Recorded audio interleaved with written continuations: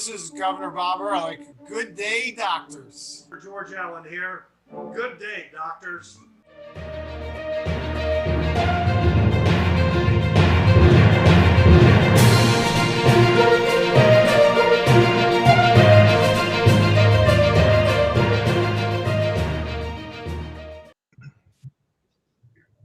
Hey everyone, it's Dr. Possum Political Architect Show. 3 out of 4 doctors present today. Reporting from one of the best kept secrets in Florida. I am at Indian Atlantic Lake on the Space Coast. A lovely evening, the sun is going down. We've got the water over there, got the palm tree behind me. Life is good. How's everything going, doctors? Doing well. Fantastic for today. Good. Good. We've got Dr. Tomlinson from the most Republican part of the state of Maryland, Carroll County. Welcome. And we got Jeff Thornton from the happiest county, according to Breacher, in the state of Maryland, Howard County. Yep. Welcome. What makes Howard County so happy, Jeff? Do you know why? All the happy taxpayers, I guess. I don't know.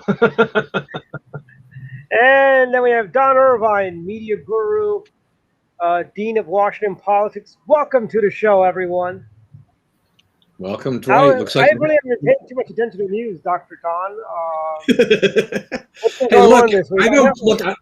I don't blame you, Dwight. Look at that. Look at that scenery. Look what you've been able to do. Like, look, see, if I get out of the way, you can see the water too. Hey. Yeah, we'll just watch the water, and you can get out of the way for the whole show.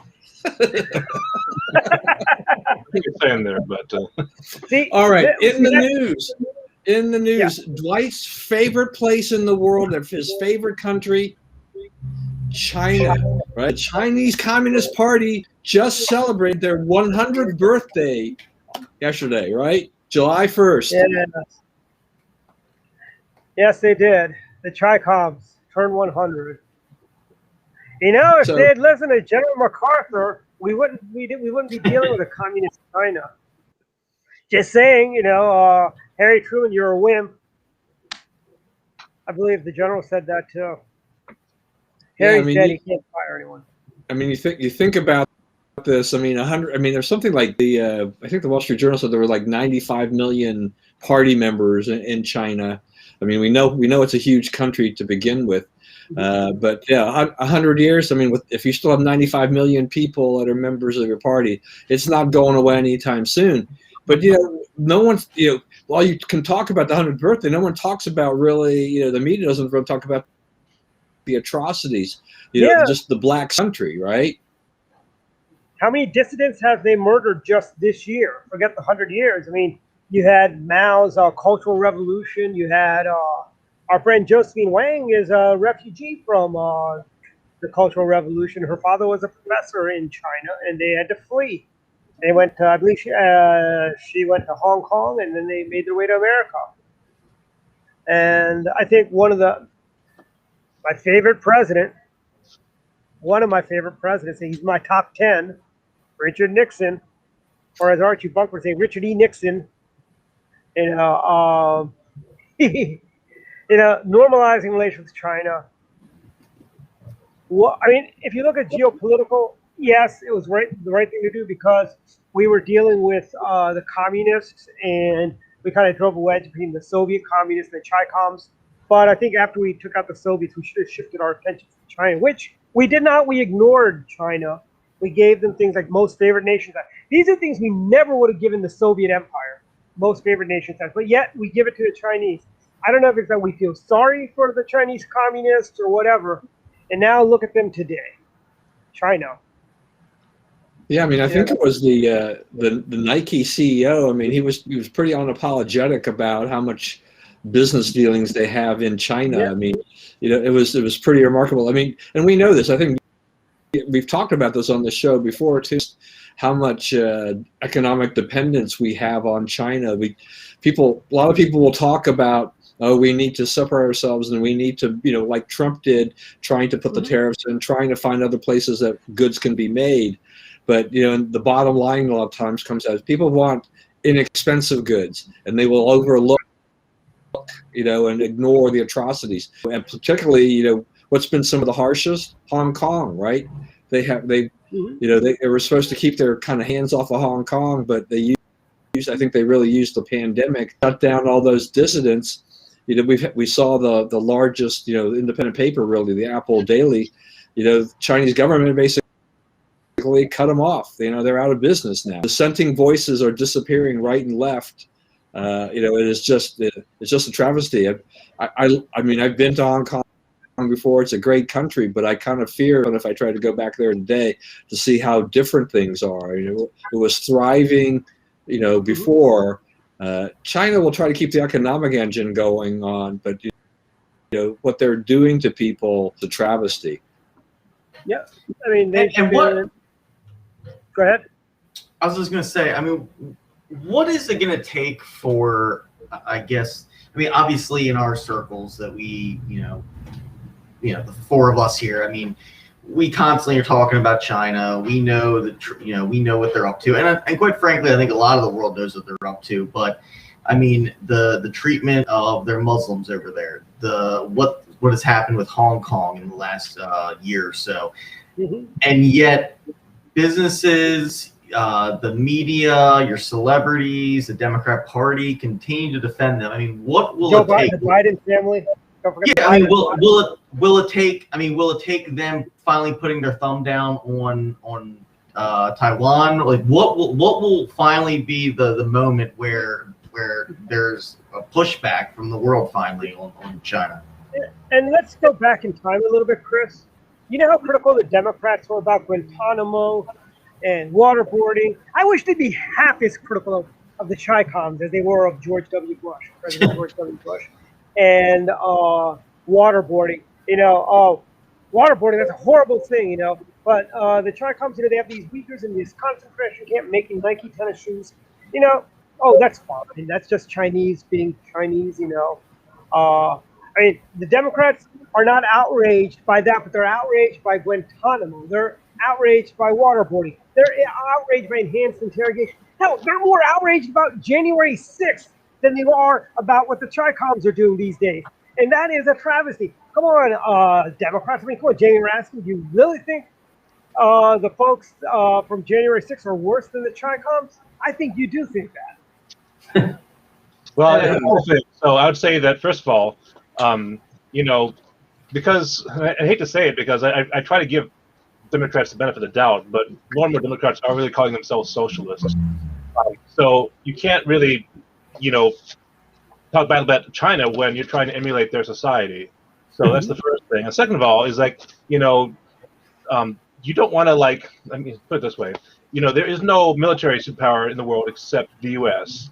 But China has a kind of a similar standing economically. So nobody, this is how we I get to say rule of roost, but a lot of countries don't mess with the U.S. because why would they? It's stirring a bee's nest. Same thing with China. Their economic policy is such that, which is not just us that's dependent upon them, much of the world is dependent upon them. And so if you really sting China, I mean, they're going to retaliate.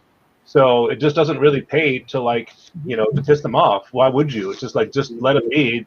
And, well, that's why the companies that deal with China, like Nike and, Apple and other people that deal with China, they just kind of let these things slide. They say, well, we can't control it. It's their policy or whatever. And so these things like IP theft and, the human rights violations and everything else that they're trying to do, the China One policy, most people just don't deal with because it's too entangled a policy. Once you start getting into it, again, you really start stirring that hornet's nest. Well, here's the thing. My view is this. The Chi-Coms have decided they're going to start. They've actually already started this. They've started trying to settle old scores with Japan. They're claiming islands that never belonged to China as being Chinese islands. They're making artificial islands to encroach on the Philippines. And the Chinese are the bad guys. And here's the thing. If you don't do nothing, you don't stand up to evil, evil will prosper. And what's happening is nobody has stood up to evil in China since President Trump has left the White House. The Chi-Coms are running around.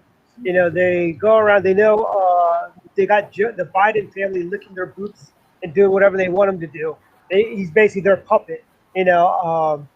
But don't expect anybody in the mainstream media to talk about that or Hunter Biden and the business dealings the Biden family has with the PRC. Bottom line is China.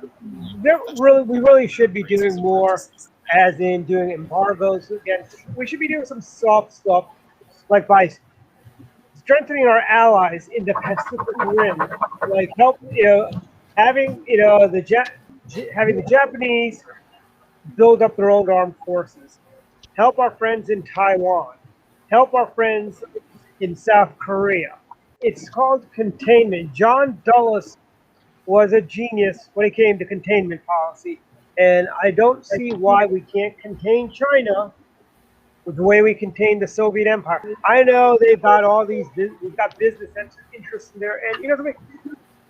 If you guys were a little history lesson, World War II, real quick, what happened to our rubber supply down Irvine after the Japanese bombed Pearl Harbor and took over the Philippines, which is our main source of rubber?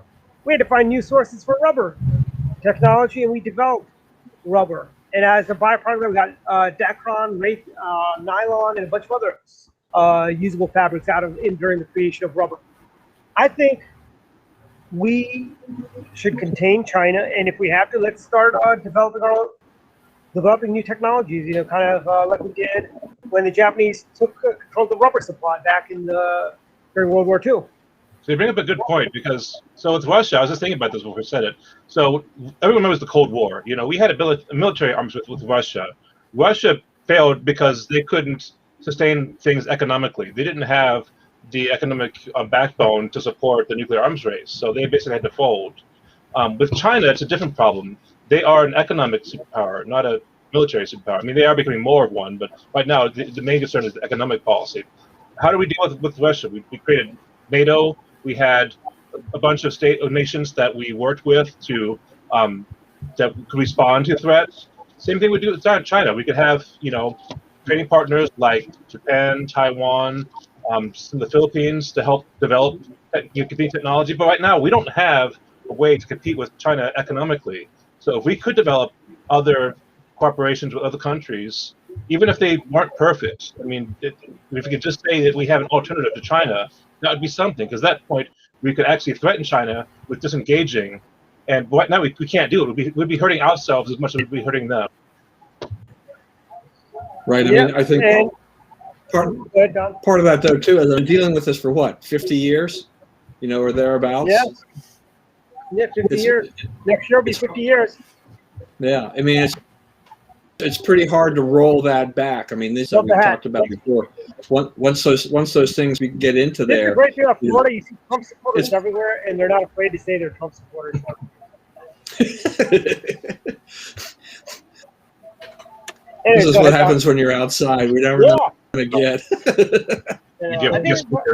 We definitely got to do the show in Ocean City, guys, when we get that. Segue to go. We'll use that segue, Dwight, to go to the next subject, which you actually kind of mentioned a little bit, which is January 6th. So, full House Speaker Nancy Pelosi has set up a little committee. Once again, one of your favorite, Liz Cheney, serve on that committee to investigate January 6th. Unbelievable. I mean, I do have to admit, I think that Kevin, what Kevin McCarthy said, that she apparently is closer to the Democrats than she is to the Republicans. I don't think he was far from the truth on that at this point. No, and I'm really not sure what she's going on in her mind at this point. Yeah, I mean, does Liz Cheney understand that these are the same people that hated her 6 months ago? She was evil incarnate. Remember, her dad was Darth Vader, Vice President Cheney, and how they characterized the Bush family, the Cheneys, Halliburton Oil, all this, I mean, right now, as I was talking to a friend of mine, I go, the price of oil is going up. Maybe that's because the Biden family's in oil and they want to help their friends at Burisma with higher oil prices. But I think the idea of having a Liz Cheney, shame on you, shame on you. I mean, I was sympathetic originally to when you all right? Yeah, I'm fine. I was sympathetic to Liz Cheney originally when they were throwing her out of her leadership position and everything. But I mean, at this point, and I don't know, if I was in her shoes or her heels, I guess maybe I'd feel differently. You too. Because maybe she feels like she's been abandoned. So at this point, why not? But she is certainly not helping herself in any stretch of the imagination. I mean, she's obviously, in her own home state is going to have, I'm sure, quite a primary, and this is just going to add on to it and just make, Trump Republicans, which is most of the Republican Party at this point, absolutely more furious and want to see her not just out of her leadership position, but out of Congress entirely. And I would like to send Liz Cheney a copy of Connie Morales' biography. I did what they wanted, they still screwed me. It's about Connie Morales, how she basically was warm and fuzzy with every single Democrat and hated every Republican, and they still screwed her out of her congressional seat. The first opportunity they got. So I need to send Liz Cheney a copy of that biography. Because honestly, here's the thing. And that, I was going to say, I kind of agree with Chris in terms of, I was definitely, more sympathetic, during the leadership, because that just seemed like it was more of a, more than anything else. But she had a choice. She didn't have to be on this committee. This committee is set up as nothing but, this whole, and, why would you want that? Chris, as you're alluding to too, I mean, she's coming up for election just like every other congressman, in the country in 2022. And I don't get it. It's like, how does she figure that doing this is going to help her get reelected at all? I mean, you have to be thinking about He's from Wyoming. reelection at this point in time. Does it absolutely no sense? Say that again, Dwight? Yeah. Yeah, I'm saying she's from Wyoming. She doesn't need to be with woke. To paraphrase the president, she's from Wyoming. She can go out and shoot a bear and laugh at it, and she'd still get elected. I mean, if I'm married, the Republicans will win this seat one way or the other. I mean, it's not going to go into dance. But if she was really serious about keeping her seat in Congress, you surely wouldn't be doing this. I mean, after all, Adam Schiff is on this committee. Come on, give me a break. Yeah, Adam Schiff, Shifty Shiftless, and he is and isn't the other guy the guy that was dating what's her name? The Chinese spy. Oh. Isn't he on this committee too? Was Swalwell on the committee? I know it's Benny Thompson and some other women. I didn't hear if he was on there. I didn't remember seeing him in the initial things there. That would have been funny. Well, yeah, I don't know. It seems that Swalwell may be low profile. He's going to be doing the China committee about how best way to honor 100 years of communism in China. Swalwell is going to be in charge of that. Right, he's exactly where I was going. Yeah. Maybe they'll invite the Chinese premier and they'll give him like Nancy Pelosi will throw a big party at her house in San Francisco. It could be a good fun. Could be a good Democrat fundraiser, I'm sure. Yeah. Go ahead. What are the Democrats hoping to achieve? It's not like they're going to hurt really Republicans' chances of getting reelected in 2022 or do any real damage. I think doing more damage to themselves at this point in time. I just this we've seen that we've about the media continues to talk about, Democrats keep talking about January 6th, but at some point in time we need to move on from this. I mean, it was things happened there that shouldn't have happened, but the Democrats and the media are using this as nothing but an opportunity to bash Republicans and to turn things inside out, and it's on facts anymore. It's that's long gone in this whole episode. I totally agree. And here's the thing. I think it's possible we'll hear in a few weeks Liz Cheney is not going to run for re-election. I bet we hear something like that in the next couple of months because she is just going to get obliterated by being on this committee. So I think she may have already decided that she's not running, because there was talk that she wasn't going to run for election last time. And Liz Cheney, I mean, she was going to be our red, white, and blue dinner speaker a couple of years ago. And, I mean, she was really a rock star amongst conservative Republicans. I don't know what happened to her. I don't know if she got hit in the head with a fire extinguisher or something. I have no idea what happened. I think this whole issue, it's just the Democrats playing softball. They just want something to occupy, their constituents' time and interest, as opposed to having to deal with other issues like the border and other concerns. Yeah. I think it's just they want to do something to look like they're busy, but I don't think, again, to your point, I mean, we just need to let go of certain things. I mean, the election, we need to let go of that. We need to let go of January 6th. So these things happened. If you want to investigate it, then let an independent, party do that. I mean, I don't even have Congress tie up their efforts to figure out what the roots of that were. I mean, I think that's not going to serve the public interest by any means, I don't think. Yeah, and here's furthermore, just taking one step further, this is nothing more than distracting the American people from problems at hand. Like, here I am at Indian Atlantic Beach, where there's a Wendy's. I can see it right, it's like no more than 100 feet away from me, right? They're closed, and it is only 7:20, and they've been closed since 6 o'clock. They only have the drive-through window. Why is that? Because they don't have the staff to do the inside. That's because everyone ate dinner by 4 o'clock there. No, I mean, that is Right. Well, I mean, Does the Wendy's have an early bird special for Florida? no, they don't actually. They got a breakfast special until 10:30. I'm looking at right now, and they got a bunch of 2-for-4 sandwiches at Wendy's, and they got a $5 biggie bag. I wonder if they brought back the biggie fries too. But anyways, but Steak and Shake That is another. biggie bag is not a bad deal. Yeah, I mean, if they were to add pizza to the menu and make that, Yeah, of course. that'd be worth a while, or if they throw in 2 bags of fries instead of in the biggie bag. $5 quesadilla biggie bag. Yeah. By the way, I went to Bizarro's Pizza, which is around, like a block from where I am right now. Really good pizza. If you're ever in Melbourne on Indian Atlantic Beach, great pizza. Highly recommend it. And a lot of folks. So let me say real quick before we veer too much from the food tangent. Don, I did a recommendation. I went to the Honey Barbecue, Korean barbecue place.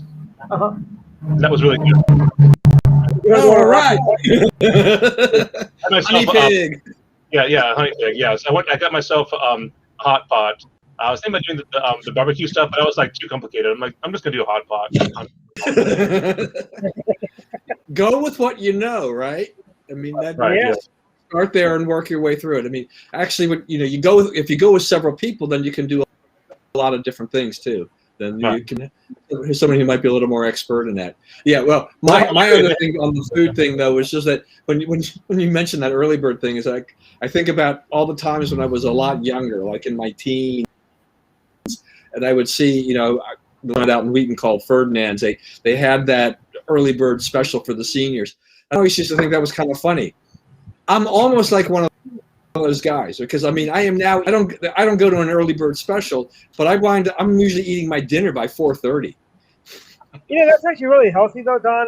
A lot of doctors will tell you, it's really good to eat early, and then just don't eat anything after that, Well, I try not to eat anything after 8 o'clock. That's usually my general rule. I don't always make it, but I figure the later you eat, the worse it's probably going to be for me. But it is okay to have ice cream after 8 o'clock. It is okay to have ice cream. Yeah, but, I'll go get a peach milkshake or 8. Okay, maybe I'll go out tonight. Yeah, I'm going to hit the Steak and Shake on my way home. Definitely planning on doing that. All right, let's. So anyway, we had a lot of stuff going on other than just my vacation. All right, let's go on to something else here. The Supreme Court has ended its session. They've issued all their final rulings. It was an interesting session for the court. We just got a ruling the other day. One of the last decisions they made was on the Arizona voting rights laws, and they basically upheld that the Supreme Court said that the laws that Arizona passed not violate the Voting Rights Act, which was what the Democrats had contended So the Democrats are, they're all up in arms. I mean, President Biden complained about the decision. He whined about it. Democrat, now we need to go back. They want to renew their efforts to pack the court. More efforts from the liberal left also to get Breyer to retire. They've been looking at that. They think, when the court session ends, normally this is that period of time that begins as if they tend to retire, in between sessions. But I don't think Breyer is going to go anywhere. No, if I'm Stephen Breyer, I say, bite me. I have this position for life, so go bite me, and I'm not going anywhere. You try to replace me with a newer model. Just for that, I'll listen. There's a Republican. As far as we know, he's healthy. I mean, only a handful of justices really have stepped down the last, 2 or 3 decades. As long as he doesn't have dinner at the Clintons, he'll be fine. Just as long as he doesn't have dinner at the Clintons. So a couple things about the Supreme Court case, because I did read about this a little bit too. So first of all, I mean, just the facts. It was split down political sides, so it was 6-3, and admittedly, the Section 2 provision that they were complaining about it's definitely a gray area. So I can see both sides how they would be complaining of it. The big thing was that, if I recall correctly, in the bill was that Arizonans, for example, had the right to totally invalidate a ballot if it was cast in the wrong district, which on the surface seems like, why would that be a problem? But again, I only just relate to my own experience working in Michigan, is that I couldn't get off for election day. The best I could do was take a lunch break to go vote. Where I worked wasn't the same district as where I lived, so I couldn't vote. If my vote was discarded where I worked, then I couldn't make it back home in time to vote. So that's the concern that I have. And again, I understand that it's their law; they can do what they want to. I'm just saying these are the issues that I think they were trying to bring apart. So again, there are you can say both on both sides that there were arguments. I'm just putting out from a neutral part as I can, some of the why this may be a rational argument in a neutral light. Well, here's something else, Jeff. Though, and I think a lot of states have this early voting. If you go to an early voting site anywhere, like I can vote at any of our. How many voting centers do we have in Montgomery County, Don? 7, 8, 10? I mean, we've got a lot of those now. But I can go to any one of the 10 early voting centers in Montgomery County, and I don't have to be in my district, and the vote still gets counted. And I think that's how it works in a lot of other states with early voting. So it certainly does. And again, what Jeff was talking about, the provisional ballot. There were basically two arguments in this thing. That was provisional ballots could be rejected or cast in the wrong district.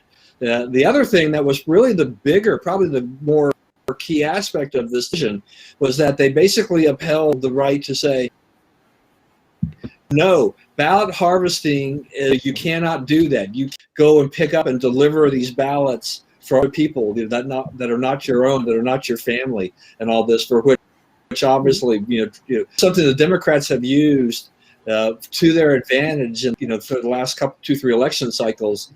So this is something that has dismayed them, because they look at, now they're Democrats, and the liberals, they look at that Arizona decision and like, well, this is going to make it really, really tough for us to go to other states and their voting laws. And I think Jeff and I, we talked about the Georgia thing a little bit last week, because I think it just came out, right, where the DOJ was suing Georgia for their election law changes.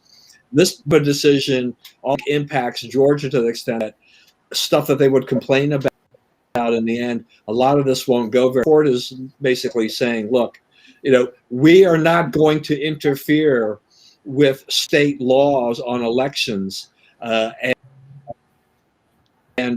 unless you can doubt that this violates the Voting Rights Act, Democrats have really been pinning their hopes on. It's no dice, no deal. And I think reasonable people should at least say, look, the states that are in charge of the voting laws in their state, not the federal government. They want the federal government dictating all these things. And by the way, but I'd say too that, again, as part of if you think about the civil rights things, again, the Supreme Court was basically saying, we're not throwing out Section 2. We're not saying that, if there are discriminatory voting practices that we're going to, uphold them, but they basically said that we're not going to equate political advantages with demographic advantages, meaning that, a lot of the Black Americans vote Democratic. So we're not going to say just because, it disenfranchises the Democrats, we're not going to equate that with being racially biased, which I don't know. That for me, that definitely is a gray area, because there is a lot of implied demographics within the party. Yes, it is. Thank you. That's kind of how things are. I mean, so I think you have to tread that line very carefully if you're going to do that. Yep. Well, we got 2 live audience folks today. Yeah, I know. What's going on over there? Well, we're in a Republican county, Turn the camera around. Hello. And this I think is what happens when you're outside. Okay, so we have those. I mean, the court overall, I mean, it wasn't, for this court session, can't say that, conservatives ran roughshod over them, overall, because not every decision, not everything that happened, conservative side. I mean, they let, in essence, they didn't want to take up, they weren't going to comment on that Colorado flower shop owner, yep. That type of thing. They let the lower court decide. So that, that's not, obviously now something that conservatives thought was good for them. Also, I think it was the Virginia case where they challenged, I guess it was the transgender bathroom law, and they let that be as well. So the court's looking at a lot of these things. This court is really interesting because while some of these votes were 5-4 votes, but it's hard to classify. I mean, the 3 liberals are the 3 liberals, but the other 6 are not necessarily solid 6 conservatives. I think you have Alito and Thomas definitely together, and maybe Barrett might be the next one, or is it Gorsuch? That might be the third. And then after, Roberts is, he's much more towards the way he's directed things since he's been in the court. He's become the new Kennedy. He's like he's basically like Justice Kennedy. And Kavanaugh's not been 100% conservative throughout. I think he's getting more conservative in some of the things. But Amy Coney Barrett didn't even vote with the president, when he had his case to the Supreme Court. Here's the thing: the Republicans, when they're, if this was something, the Democrats had this kind of majority on the Supreme Court, it would be a 6-3 every time in favor of the Democrats. 6-3. I hate to say, there are no real swing Democrat justices on the Supreme Court anymore. I mean, in the past, there may have been 1 or 2, but I mean, these guys, they all vote, they go, we're Democrats first, justices second. And that's why they vote. They always vote in lockstep for the most part.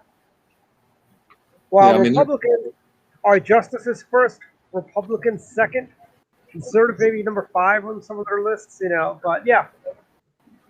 There's some of those quote conservative justices we've had in the past were not. They may have been nominated by Republican presidents, but there's a lot of times we're going to be like, oh, why did that happen? Why did Yeah, I mean, Scalia, Thomas, they're solid, and I think Alito and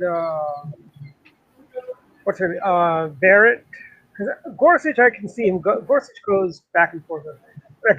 Kavanaugh goes back and forth sometimes, on there. And I've heard Mark Levin rip up Justice Kavanaugh for poor voting habits, But here's the thing. Yeah, I mean, it's not guaranteed, because I think you're generally right, Dwight. I mean, in terms these justices, even though they've been appointed by Republican presidents, they're not preaching, showing fealty to the Republican Party. This is to the U.S. Constitution. This is to law, as it should be, as they should be doing, and and not politicizing the court. Even Senator Day O'Connor, she's another one. Reagan appointee, first female, appointed by a Republican. Many Democrats had the opportunity to appoint a female, Yeah, I and they mean- did. They took Reagan. Go ahead, And she Chris. basically, go ahead, Chris. Yeah, I mean, when you had RGB in there, but I mean, she was ringing that Democrat liberal bell every chance she got. I mean, public appearances, Yep. documentaries, you name it, whatever. I mean, it was not even. I mean, nobody was pretending this great, voice of the far left, and I mean, we just do not see that. You're absolutely right. I mean, and maybe that's I mean, from a moral standpoint, maybe it's a good thing. From a party standpoint, not so much. But Chris, it's interesting what you're saying there too, because when RGB, she could go and speak to a liberal group, she could do all these things and say all these things. The media and the Democrats and everybody, they're like, "Oh wow, what a great speech she had," or whatever. Clarence Thomas or anybody else, or Scalia when he was around, they would go and they would talk to the Federal Society or some other. Oh no! Look, see, he's going to politicize. Look at that. He's speaking to conservative groups. There, for the media, for the liberals, there was a double standard on this. Is that Can you imagine conservative could not speak to conservative type groups? Yeah. They're fine.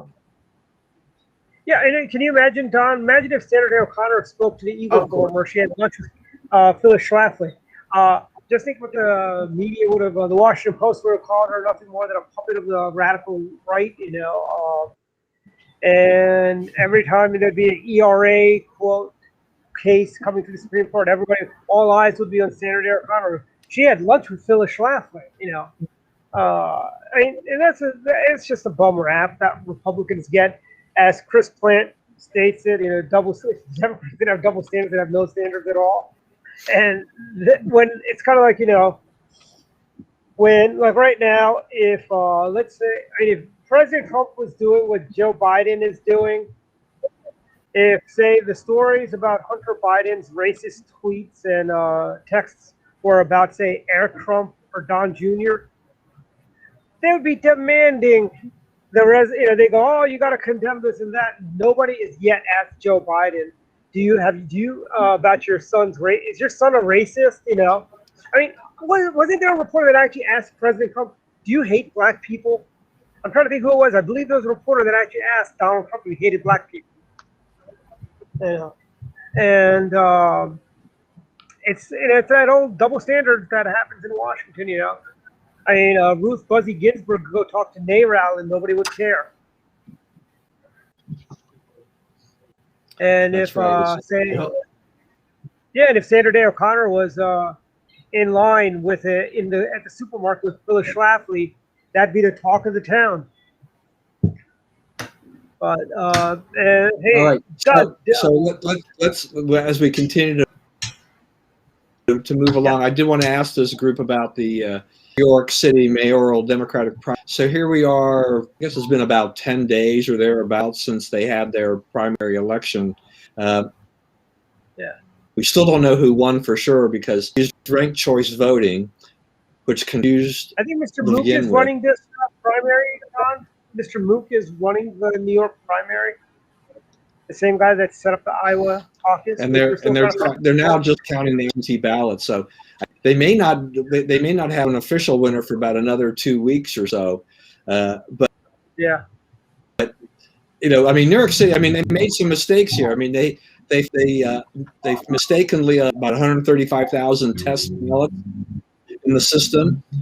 America Adams said something's wrong here. The count, you're showing 100,000 plus more votes than you announced had voted.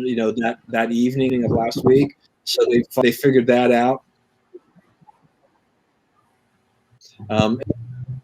It's relatively close between the number two. I don't know. I'm not a big and the people get very confused because the bill is very strange alliances. I mean, you had Andrew chances were slipping, but he was telling people he wanted make sure you put Garcia number 2, and that way maybe she stood a chance of win because of doing this.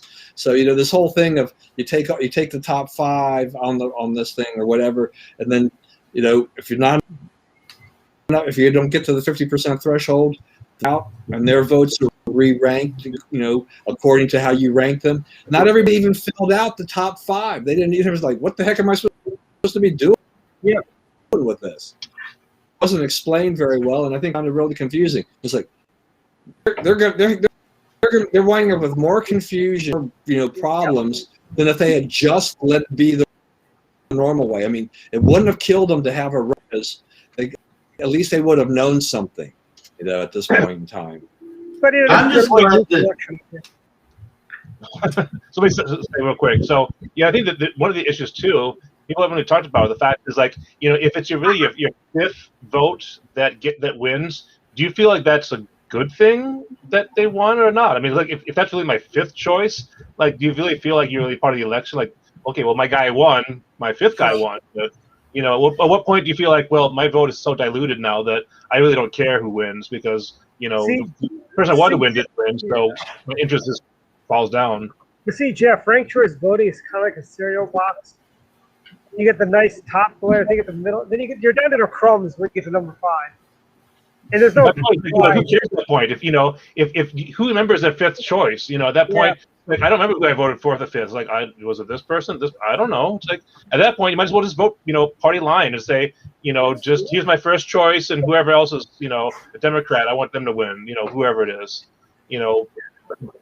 It's kind I'm of just glad that New York City decided to be the guinea pig for this and show the whole world, or at least the United States, that how much that voting process absolutely sucks, so that the rest of the country, or at least Maryland, never decides to adopt that. By the way, thank you, New York. Well, here's something else for you guys. If you guys have never been to New York under the David Dinkins days, New York is now starting to look like the days of David Dinkins again, with crime is out of control. People are being mugged in broad daylight. There's such brazen attacks. And you've got the mayor there still thinking, oh, everything's just fine in my city. It's like they've come a long way from the days of Rudy Giuliani as mayor. So I think they might it'll be interesting to see what happens here. I mean, if Eric Adams on, he's a former policer, so I think we're going to know how he feels about policing in New York City and everything like that. He would be going up against Curtis Republican. Lewa. He would go against Curtis Lewa, Angels in New York, who was trying out there to clean up crime on a voluntary basis and has been at that for a long time. The registration doesn't fit the Republicans, but it would be very interesting. And if you recall, he also brought them down to D.C., the Guardian Angels, ways back. Right. If you remember back when somebody was trying to blow up the Washington Monument, they actually interviewed Curtis Lewa because he was in town. And he was talking about the Angels and so on. Yeah, like the Angels were keeping people away from the monument during that time, which I thought was kind of funny. He's not such a young guy anymore. He's been at this for a long time. Yeah. I remember he was. Didn't John Gotti try to assassinate him or something at one point? And the guy's a good guy. A little weird, He's got 13 cats in a studio apartment in New York City. That's a little kooky, I think. That's Curtis. But I think Curtis would be a great mayor of the city. I think. Dwight is going on. Dwight's hating cat people. Nah, well, I'm allergic to cats. The cats are the most allergic. Their dander is the worst of the worst. I mean, a cat could be 20 feet away from me and I'd start sniffling, and that's really and I don't know what it is down here. Something in Florida had my allergies up the other day, but now they're fine. Miracle of modern medicine. But I think Curtis Lewa has a good shot at winning.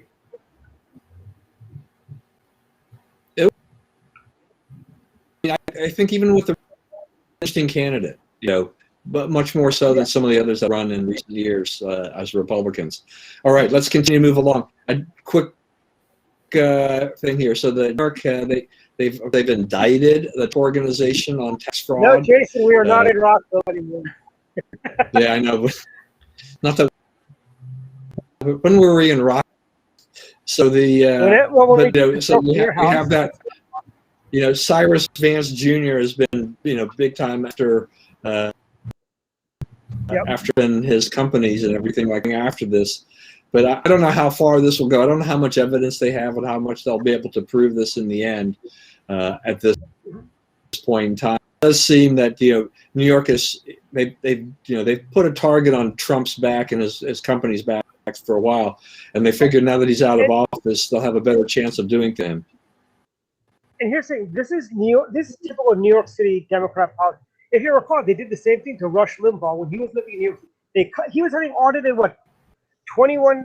15 times, 21 times, something like that. Some ridiculous amount of time. They harassed him, and then when he decided to leave New York, you have what was the mayor's name? The blind guy. He became mayor after Spitzer had his problem. But he basically, if we knew that's all it would take to drive Limbaugh out of New York City, we would have done it sooner. And this is what the Democrats do. This is just a matter of harassment. And by the way, Don, if they actually had something on this, they would have not waited to Friday of a long weekend to release it. They've got nothing on the guy, and it's just basically to have something for them to talk about over the weekend. Because we all know now the left gets triggered by the American flag now too. So I think it's much. Anytime they can attract Trump, I mean, one of the things that seems to be a common theme, throughout these last 5-6 months has really been this Donald Trump is not the president of the United States anymore, but he's still worth attacking one way or the other because it becomes news, and it is. It goes back to being a distraction for the problems, as you said earlier, Dwight, about what the Democrats aren't doing. If you attack Donald Trump, you're kind of hoping that they don't notice what's going on that's not working right for them in the Democrat Party. Yeah, the fact that there's millions of businesses that can't open at 100% because they just don't have the manpower, or the fact that the border crisis, hey, is it true Kamala Harris actually went to the border, or did she just go to on the border the restaurant, Tex-Mex restaurant? I thought I saw her at the restaurant, not really at the border. Or did she open up a can of Old El Paso? I don't know. But anyways, fun. But there's a lot of real problems in the country which they want to distract. And here's the other thing. I think when they talk about President Trump, they are getting ratings, and that's the big thing. It's all about ratings. And if you look at CNN, MSNBC, the ratings are in the tank. I mean, not that they were anything to write home about before, but compared to when President Trump was president, maybe they want to have President Trump in the White House again so they can get better ratings. I don't know. Well, I think they kind of knew this was coming. I mean, they spent all the cable networks, particularly in 2020, wrote of covering Trump, negatively and positively and whatever. Fox more positive, obviously, than the other networks.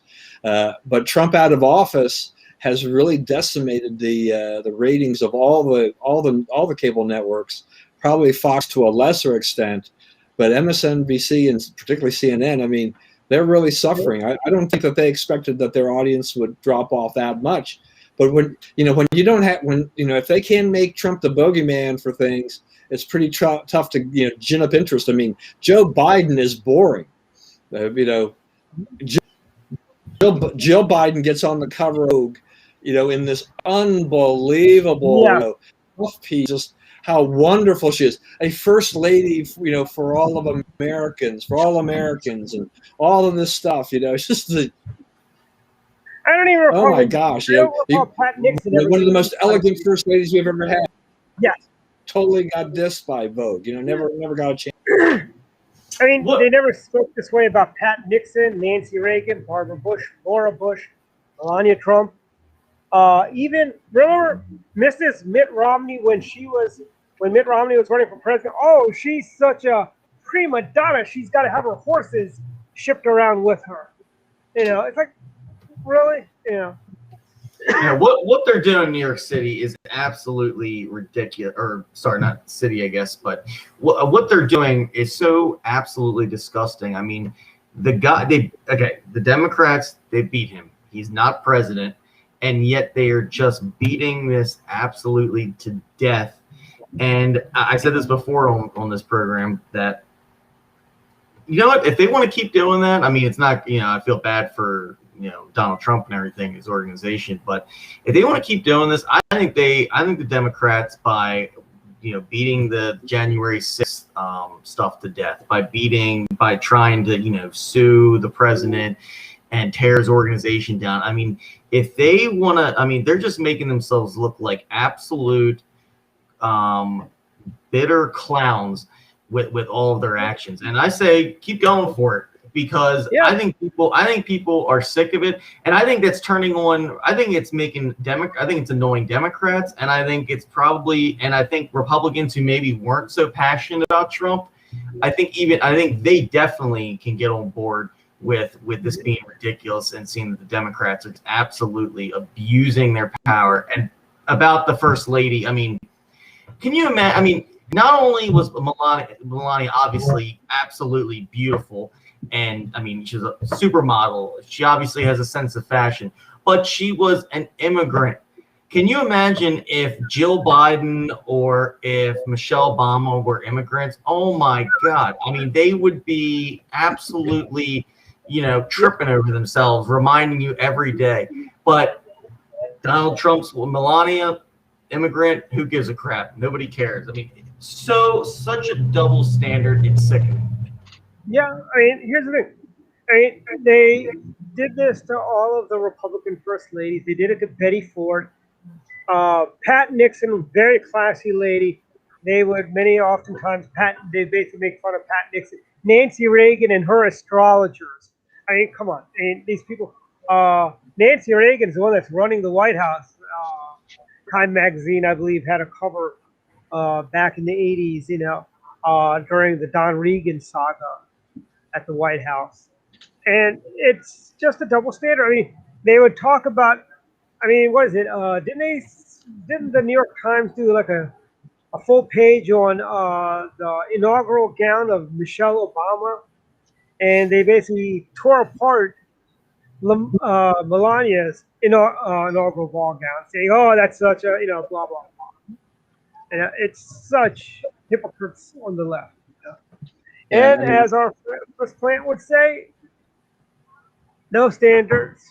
No, They didn't have double I standards. think Chris, you're right though too. I mean, just all those things. I mean, that point about immigrants. Yeah, the media, everybody would have been fawning. They had Michelle Obama been an immigrant. Look at this. Here an immigrant. She's now the first lady of the United States. A dream. How could this? This is a great country. How did this happen? It happens to Melania Trump. No. Nothing. I mean, they want to make fun of how she speaks. She has an accent. Okay, it's like, hey, yeah, she's an immigrant. So her English isn't perfect. Big deal. She's got style and fashion sense. She's absolutely gorgeous. But yeah, they couldn't deal with this. They just could not deal with it. Nobody's talking about Teresa Heinz Kerry's accent. If you recall, Teresa Heinz Kerry had a very annoying accent. Nobody said a word about her accent. Or Ted Kennedy's annoying accent. You could barely understand what the man was saying. And that was when he was sober. It sounded better when he was drunk, I think. But I mean, nobody makes fun of that. It's like, this is, and Chris, we've all seen this on Facebook. When you make an excellent point, what do they? Oh, you forgot a comma. That's what they do. Or you misspelled this word. Yeah, we're not all the best spellers in the world, but the points don't change because something is misspelled.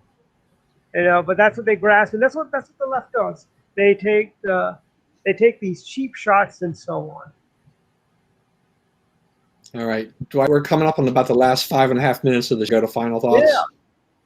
Yeah, we can do final thoughts while we're staying right at the 8 o'clock hour.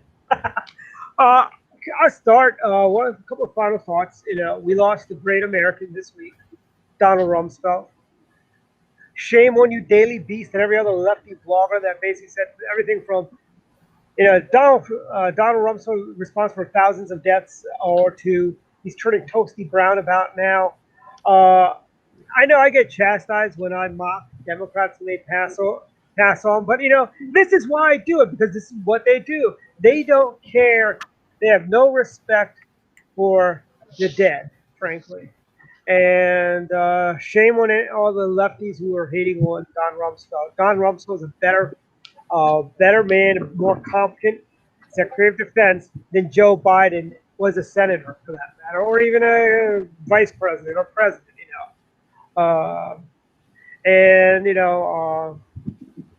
We lost a great American this time. My other final thoughts is I want to thank the Brevard County Republican Party. I got to meet with a bunch of you guys. They have 248 members on their central committee, Chris. 248. 200 more than Montgomery County. That gives me anxiety just thinking about it. I don't even know how you hold a meeting with that group. Oh, they do it at the convention center. They do it at the Brevard Convention Center. They used to do it at the synagogue, and they outgrew the synagogue. And I was talking to their tech chairman today at lunch. And by the way, Chris, they love our idea of candidate training, so we're going to have some folks from Florida at our next build candidate training. Nice.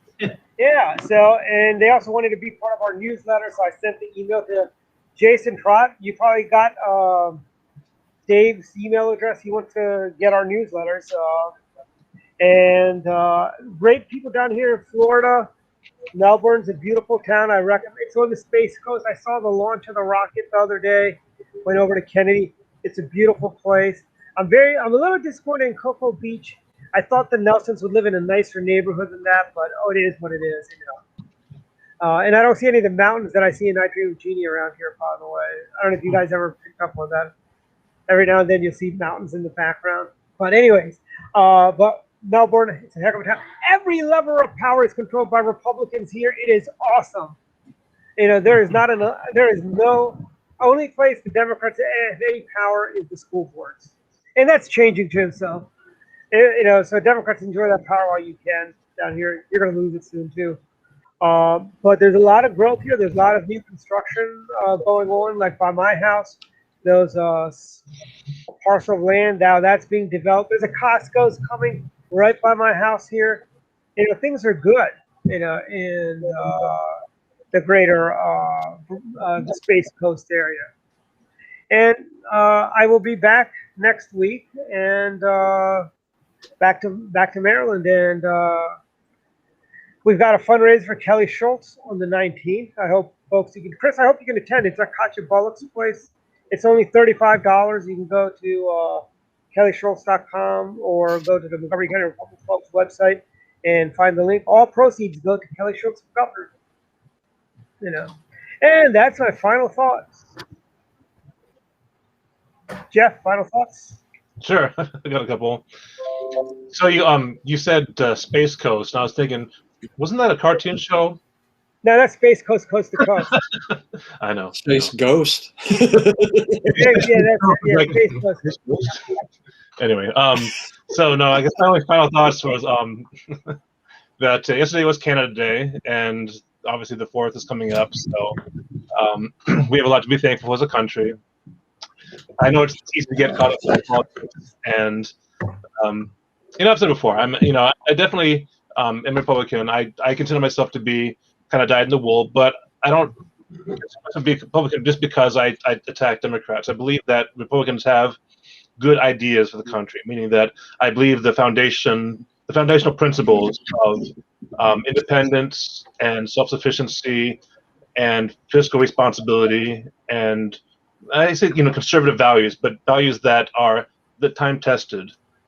These are the things that mean a lot to me. I think that these are founding principles of the country.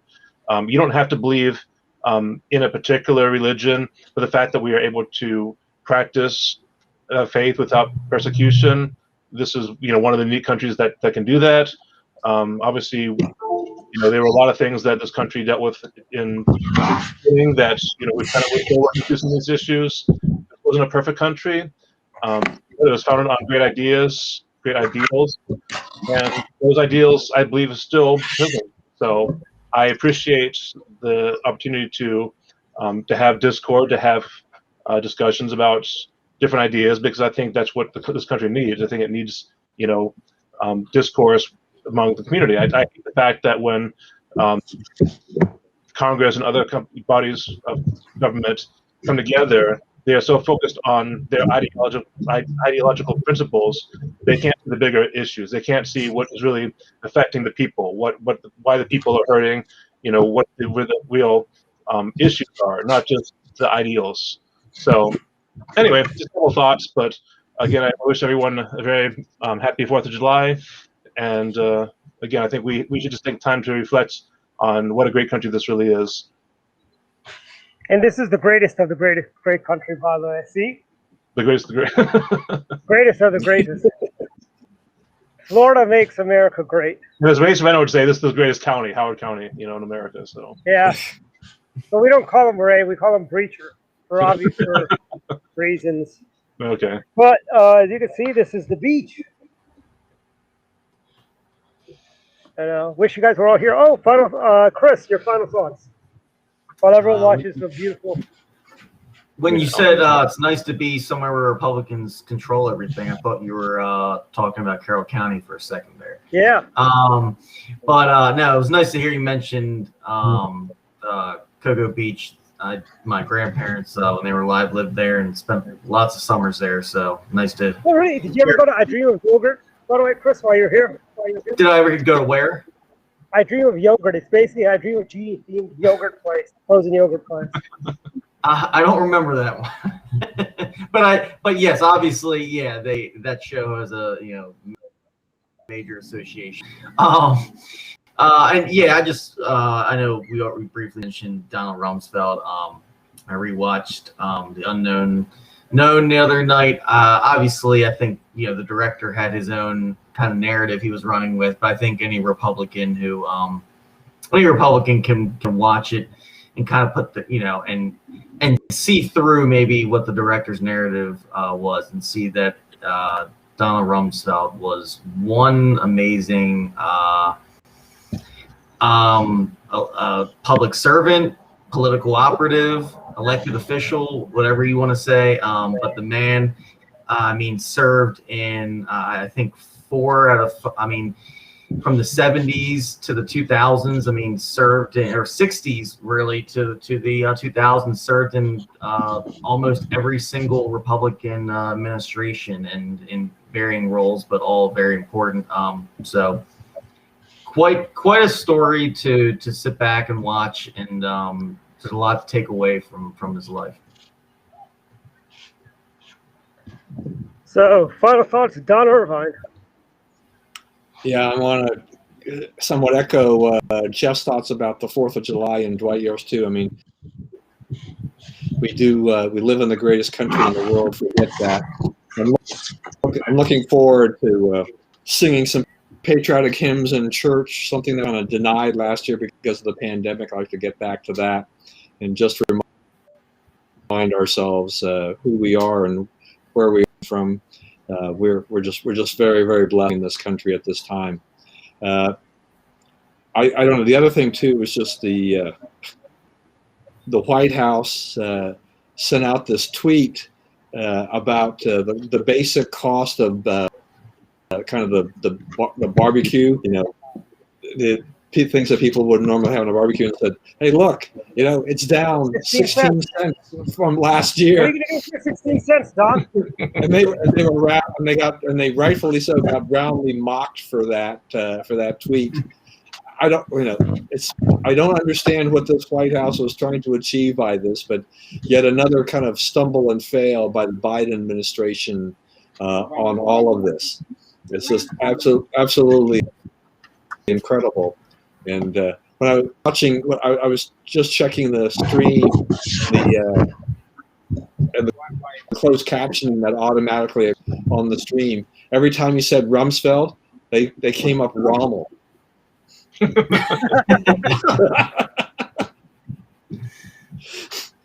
So I don't know what to make of that one.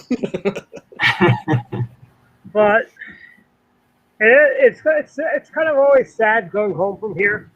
it's kind of nice, but it's good to be back home. Sometimes everyone needs to go to a Republican part of the world and recharge and come back and face the onslaught of the left in Montgomery County, stuff. But there's been a lot of fun down here. You guys all should come down here sometime.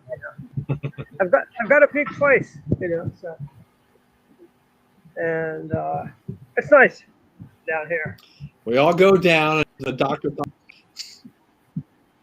Yeah, we should. I asked you also to want to do this show from the Sky Bar in Ocean City sometimes. Chris, you up for that? I'm up for that.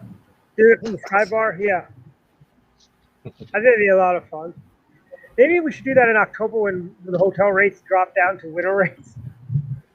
It's not too hot, not too cold, but I think if we're able to do hospitality suites, we should definitely do a live show from Rocky Gap when we're there. The fact that I'm in Florida and we're able to do this show remotely, we can do remote shows now fairly effectively. And I'm just using my iPhone as my hotspot right now. Not bad. So yeah. So, right. how much rain have we gotten this past week? We get a lot of rain. A little bit, a couple inches. It was decent. I we had what, confirmation of a couple of tornadoes in the DC area too. I think so. Wow. No floods though that I saw. By the way, the tide seemed a little not so impressive. The tide happened during, like before the show, but it wasn't that impressive. The tide's just big news, right? Yeah, it was at 6 o'clock or so, whatever. Wasn't that impressive. But anyways, I think that's a wrap. Another great show, Doctors. We'll be back next week from home base. And we got a lot of fun stuff next week coming up, including there's a YR election we might talk about. If there's absolutely nothing else happening in the world, we'll talk about the YR elections. Yeah. Otherwise, there's a lot of other fun stuff. Oh, by the way, next week, Direct Line, our host is we're going to have Ethan Gutman talk about all things China, everything from the spy that we don't have. I don't know what the story is. Last time I heard about this was last week, and they said we don't have. The Chi-Com say no. He gave a speech somewhere in China, but they have no video of the guy talking. So, do we have him? Do we not have him? And 100 years of communism. I'm sure Ethan will have a lot of fun with that one. So definitely tune in for Direct Line this Wednesday. Yep. So is that anything else, everyone? That's it. I got.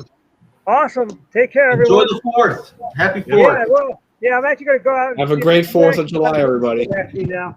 So, All right. cool. Take care, everyone. Bye.